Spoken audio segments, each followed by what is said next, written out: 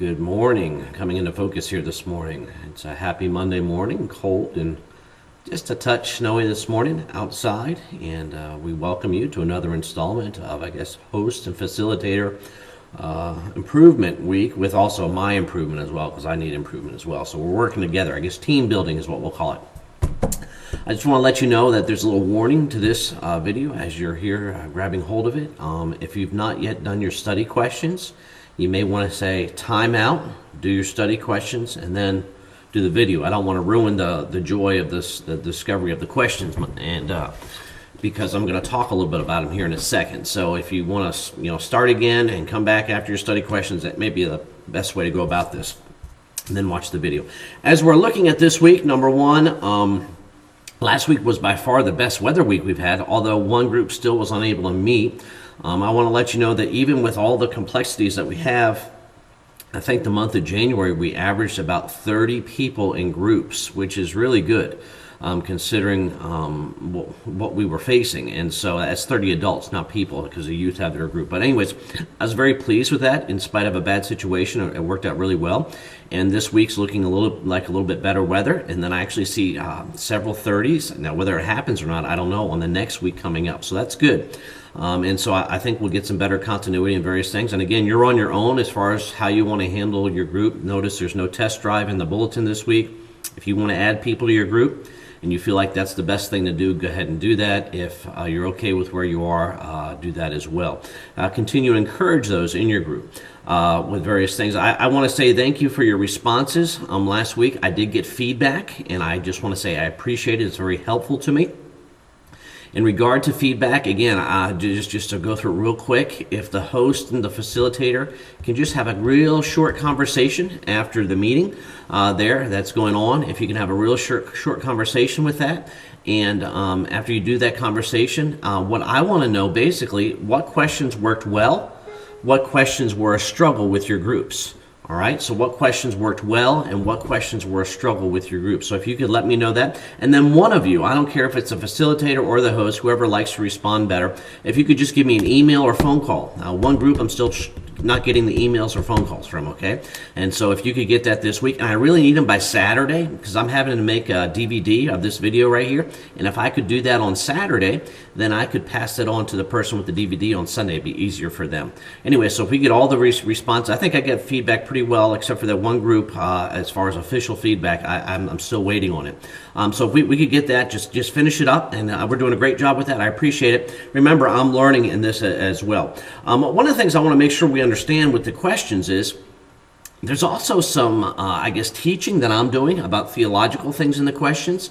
There's also a way of learning how to do this. It's sort of like we're making another step in our discovery of what's going on. In other words, we're listening to a sermon differently and various things. And for those that have been in the church a long time, this is a really hard process, because I'm asking them to do something they probably have never done before. It's just thinking in a different way, applying things in a different way. It's really good. But so we're all learning, even those that are doing the questions, that there's mental processes that are being developed with these, and also theological understanding. I'm teaching various things in that, and we only have like a short little space to do all this, so it's kind of tight in various things. And I have noted that I've made some mental leaps, I think, in some of the things. I'm listening to what you're saying, and so I need to work on that. I think I have a mental leap this week, and we'll go over that real quick here in a second, okay? So I thank you for your responses. It's been a blessing. You're helping me as I get those. And so again, the questions that went well, maybe some things that people had trouble answering, just give me the answers, the numbers or whatever, and various things. That gives me help as far as when I review the questions, what worked and what did not work. What's important in the groups, I just want to make sure you understand this, is that people are answering the questions. If you have a group, let's just say there's one person who's not answering the questions. You'll soon have 2 people, then you'll have 3 people, then you'll have 4 people. And before you know it, the whole idea and concept of your group is going to be destroyed through that. So make sure you're encouraging people to answer the questions ahead of time. And I tried to allude on that, ways to go about it as families this week. That's great. They can call each other in between the week. They can write, I don't know. That's answering the questions. That process of thinking about it is good, okay?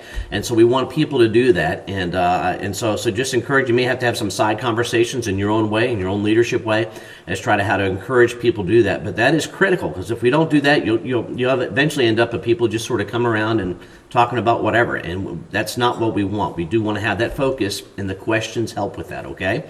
As we look at the questions just real quick for this week, look at the questions. Number one, I'm trying to do some lighter things, and I'm not a light person, so I may not do it well, okay? But I'm trying, all right? In the questions, number one, in the spirit of Valentine's Day, tell of your first date or crush. If people don't want to share, they don't want to share. To me, that's a nothing question. I don't even like to answer those type of things, but I'll do something because I'm supposed to do it. Other people are going to just love it. Love it. They're going to say, hey, this is great. Let's talk about it. And so feel your group where you are. I have a men's group. I have no idea what they're going to do with that one.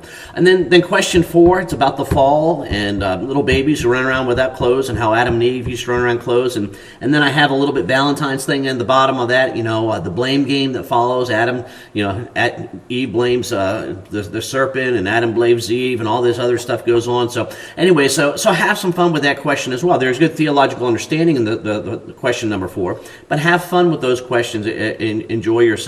Notice question 5, tell the first time of disobedience that you remember. I don't expect people to remember the first time they did something wrong, but what we want to do is get them thinking about, hey, there are some things I've done wrong in the past. And also just remember, here's just a great little maybe thing. Did you do anything about it? Do you remember saying you're sorry? Because it's not only enough to know we did something wrong, but true repentance turns. It tries to make right and ask for forgiveness and various things. So keep that in mind as you go through this. Here's my jump, Psalm 51. I believe it's a jump for most people. I naturally do this. Basically, innocence, we discovered on the last point, was about being forgiven. Trust is trusting in God, and maybe having some places in my life dealt with, and I have some trust issues because of past scars and experiences. Dependence is me saying, God, I need you in my life. I can't do this by myself. Receptivity is saying, I'm teachable. Help me to learn something. And those are all qualities of the babies that we looked at and various things. But that's a jump for people, and I think that's where I struggle a little bit with the groups. But make sure you understand that as you go in, that these are then applications to those things. And Psalm 51 is loaded with all of these things. It's really not hard as long as you can try to make that process okay. Innocence is being forgiven, and it talks about being washed with hyssop, or wash me whiter than snow. Again, the idea of being cleansed by God. So that's the Psalm 51. Question 3, basically it's just those questions, and maybe 3 should have been before 2. Again, I have no order to these questions. You don't need to go in order. Please don't go in order, because I don't think it'll work that well. Pick and choose what works for you. But it's just basically circle one. So that person that doesn't like to fill in the blank, that's for you. Just circle a question, and if there's discussion that comes out of it, great. All right, you may want to say, hey, why'd you pick that one? And so those are things to think of as well. Question 6, I put 2 answers, and this is the one I want to make sure I give you one answer on, all right? And I put basically name 2 Bible characters that demonstrate dependence is the idea.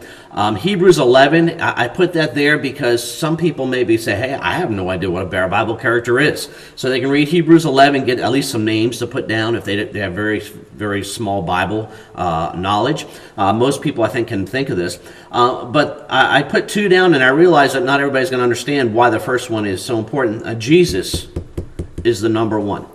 He showed absolute dependence upon God, and we are his follower. That's why there's 2. Now, that may be, my wife said, I never would have thought that, because she read the questions and everything for me before I got them to you. So anyway, so remember that Jesus is first, and then there should be somebody second, but there's nobody more dependent upon God than Jesus. He actually says, every word I speak is of the Father, is from the Father. I do nothing of my own initiative. So that's very clear dependence Jesus had towards the Father in his earthly life as he lived here on earth, and that's a model to us. It speaks volumes to me. As we look at question 7, digging deeper, just a couple things. What are the qualities those questions, those in the kingdom could use some work, or is the greatest need right now for your life? Now, work means I'm deficient in it. I've been sort of convicted. I don't think I'm doing this like I should. Need is something that I said, boy, if I don't have this, I can't make it, okay? And so there's two avenues of that. So in other words, work is I need some help. I need to do better. And then need is, if I don't have this in my life, what in the world? I mean, I wouldn't make it. And I even alluded to in my message about dependence for my own self. And so those were there. And then question 8, I just want to make sure, boy, we're talking about this issue of trust this week. This is huge. There have been people I'm talking to right now through this video that have absolutely been violated in the issue of trust.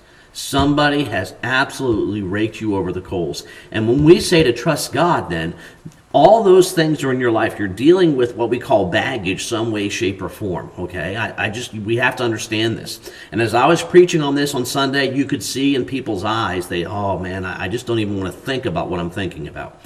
And so just make sure you're aware of it as a facilitator. And it may be good just to have a prayer time, just pray ahead of time for this. This is serious stuff when you get into this issue of trust, because if we have trust issues, it's hard to make full commitments to God because there's this thing in us that doesn't want to do that because of the scars and pain. But God can heal those if we're honest about them. That's the idea there, okay? And so just make sure you know that. All right, I've talked long enough, over 10 minutes, I'm sorry. Bless you, have a great day, and I'm praying for you, and I'm excited about what God is doing through these groups. God bless.